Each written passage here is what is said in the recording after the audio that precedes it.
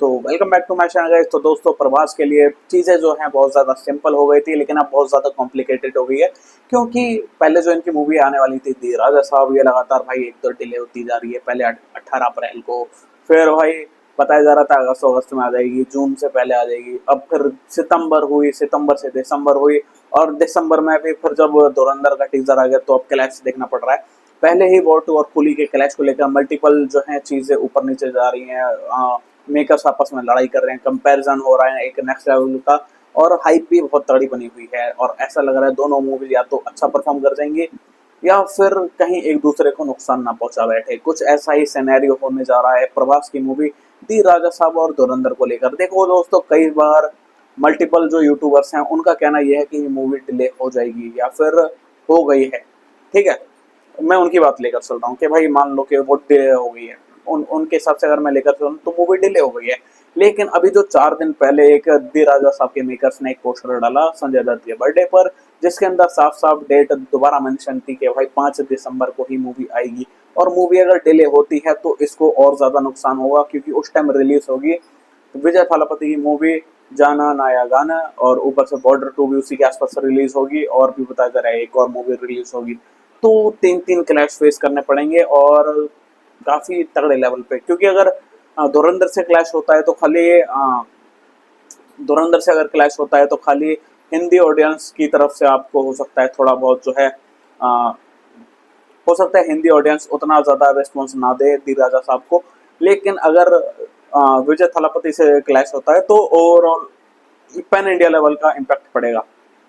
क्योंकि प्रभास और विजय थालापति एक पैन इंडिया स्टार हैं। मतलब भाई उनकी जो मूवी है हर लैंग्वेज में रिलीज होती है, तो हर लैंग्वेज में आपको टक्कर ये मूवी देगी विजय थालापति। ऊपर से एक मूवी और है, ऊपर से ऐसा भी नहीं है हिंदी मार्केट से पूरी तरह बच जाओगे, क्योंकि बॉर्डर 2 आ जाएगी उस टाइम पे।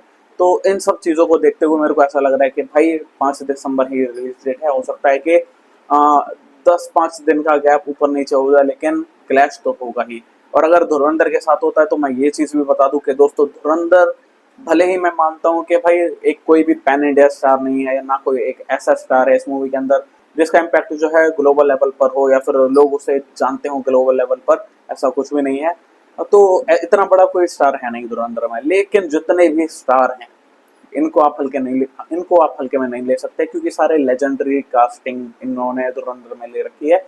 अर्जुन रामपाल, अक्षय खन्ना, आर माधवन और रणवीर सिंह, ये ओवरऑल भाई एक लेजेंड कास्टिंग है जिनको आप बिल्कुल भी हल्के में नहीं ले सकते। मूवी का बजट कम हो सकता है, स्टोरी वीक पड़ सकती है, लेकिन इनकी परफॉर्मेंस पे कभी आज तक किसी ने भी डाउट नहीं करा। चाहे कोई भी मूवी हो, इनकी परफॉर्मेंस इन एक्टर की एक नेक्स्ट लेवल की रहती है। और जब सारे लेजेंड्स एक बार साथ में आ जाएं तो क्या प्रभास का उनसे क्लैश बढ़िया रहेगा या नहीं रहेगा। लेकिन मैं ये कह सकता हूँ एक हिंदी बेल्ट में बहुत तगड़ा डैमेज करके जाएगी अगर धुरंधर के साथ ही राजा साहब का क्लैश होता है।